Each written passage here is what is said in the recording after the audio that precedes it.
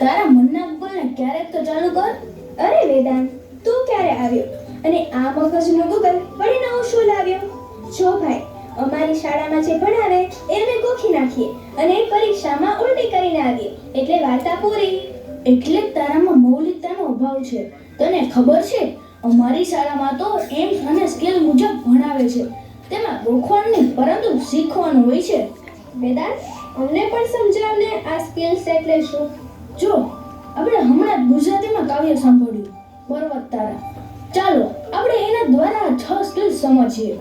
ઓહો, હવે પર્વત તારામાં પણ સાયન્સ આવશે. ચાલ શરૂ કર તારું લેક્ચર.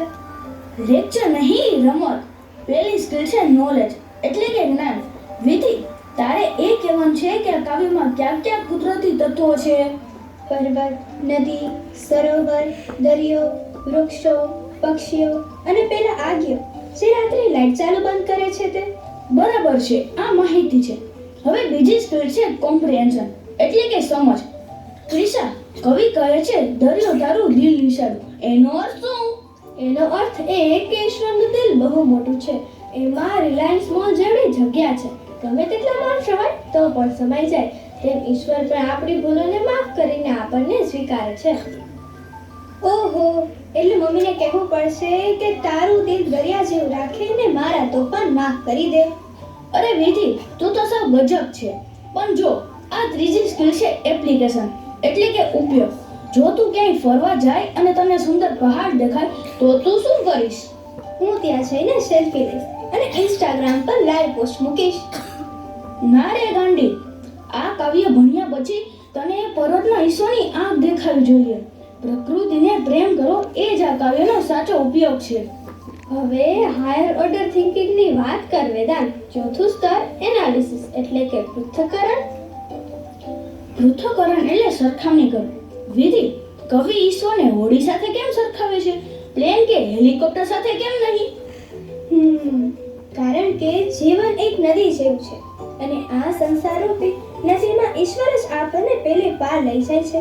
હેલિકોપ્ટર તો અવાજ બહુ કરે, પણ ઈશ્વર આપણને શાંતિથી રસ્તો બતાવે છે. વાહ વિધિ, તું તો એનાલિસિસમાં પાસ થઈ ગઈ. પાંચમી અને સૌથી મહત્વની સ્કિલ સિન્થેસિસ, એટલે કે સર્જન કરવું. વિધિ, હવે આ ગૂગલ બંધ કર અને મને આ કાવ્ય જેવું કંઈ નવું બનાવીને બતાવ. 2 મિનિટ, મને વિચારવાનો સમય આપ. મોબાઈલ મારો પાડોશી ને વાઈફાઈ મારો ભાઈ. મોબાઈલ મારો પાડોશી ને વાઈફાઈ મારો ભાઈ. ચાર્જર જો ખોવાઈ જાય તો જીવ મારો મૂંઝાય. અરે વાહ, આ તારું પોતાનું સર્જન છે. ભલે રમૂજી છે પણ તે જાતે બનાવ્યું છે. આને જ કહેવાય મૌલિકતા.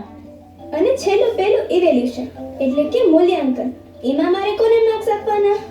એમાં તારે એ જોવાનું કે આ કાવ્ય વાંચ્યા પછી તારામાં શું પરિવર્તન આવ્યું. શું તને હવે કુદરતના દરેક તત્વોમાં ઈશ્વર દેખાય છે? હા વેદાંત, હવે મને સમજાયું કે ગૂગલ પાસે માહિતી છે પણ જ્ઞાન નથી. ગૂગલ મને અમદાવાદની વસ્તી બતાવશે, પણ અમદાવાદની પોળોમાં જે પ્રેમ છે તે તો મારી મૌલિકતાથી જ લખવો પડશે. સાચી વાત છે. જો આપણે આ 6 સ્કિલ્સ જ્ઞાન, સમજ, ઉપયોગ, પૃથ્થકરણ, સર્જન અને મૌલિકતાથી ભણીએ તો આપણે ગોખણીયા નહીં પણ ક્રિએટિવ બનીશું. બસ, આજથી ગૂગલ દાદાને રજા. હવે તો હું મારી ડાયરીમાં મારા પોતાના વિચાર લખીશ. મારે પણ પર્વત તારા જેવા કાવ્ય બનાવવા છે. શાબાશ વિધિ, આપણે બધા જો આવી રીતે ભણીએ તો આપણું ભવિષ્ય ઉજ્જવળ બની શકે. પુસ્તકીયું જ્ઞાન છોડો, મૌલિકતાને સંગ જોડો. નવું સર્જન કરવા માટે